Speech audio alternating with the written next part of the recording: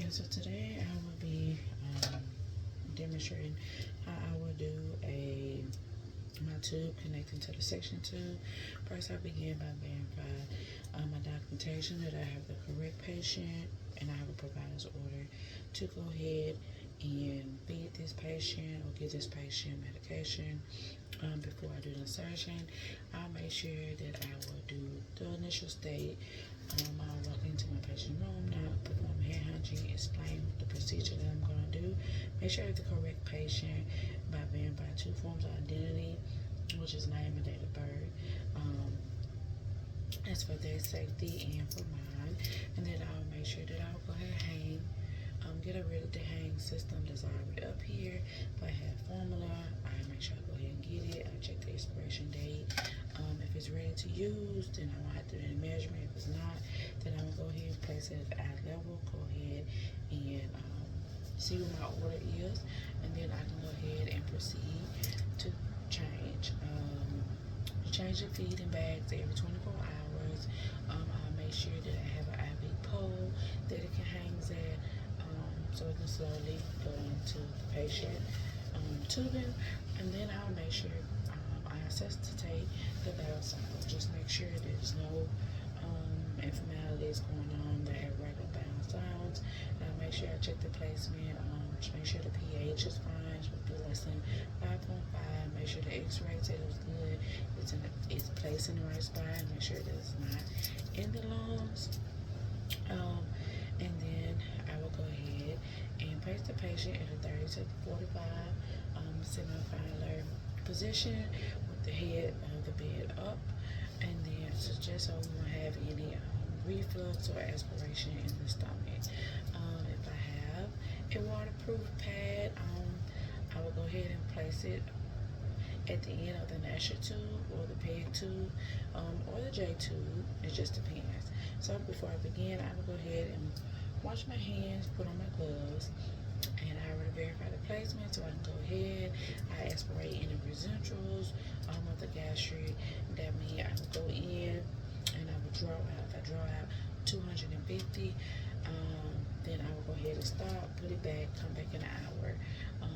If I come back and I'm still drawing out 250, and then I will stop it and I will let the provider know, get the instruction from them, see what they want to do. If I'm drawing in less than 250, then I will go ahead and proceed with that feeding or the administration from the medication, and I will do 50% of the original rate.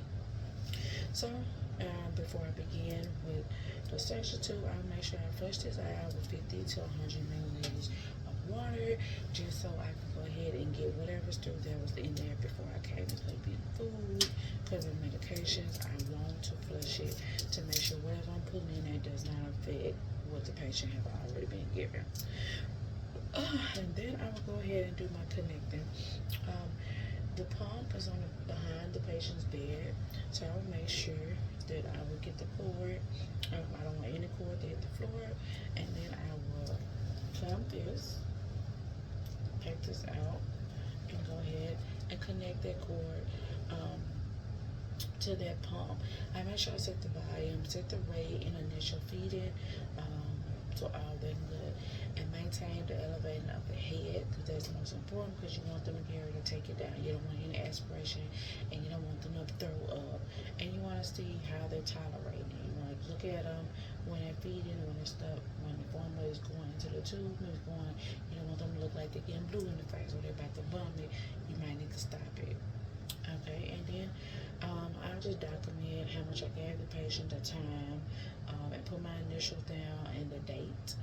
And then I will go ahead and let it go ahead and finish with the bag. And I come back and I'm going to see if I need to turn off the machine. I make sure that that patient sit up for a minute, at least 45 minutes to an hour, just to kind of get their stomach settled, so they will not have any refluxes to come up. Once that is done, I make sure everything dealing with the pump and the instructions on what needs to be done with the pump, if it needs to be turned off or if I can leave it on. I make sure that that's all handled, and then I will document anything that I I found dealing with the incision of the pump, if it was any redness or if maladies or if it's clean and I don't have any odor coming out of it. It was in the right place, everything looks good, I would document.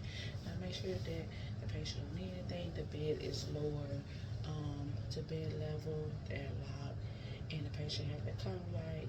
Before I leave, I go ahead and do hand hygiene, and then I will leave, and then I will document anything that else that I need to document for that patient.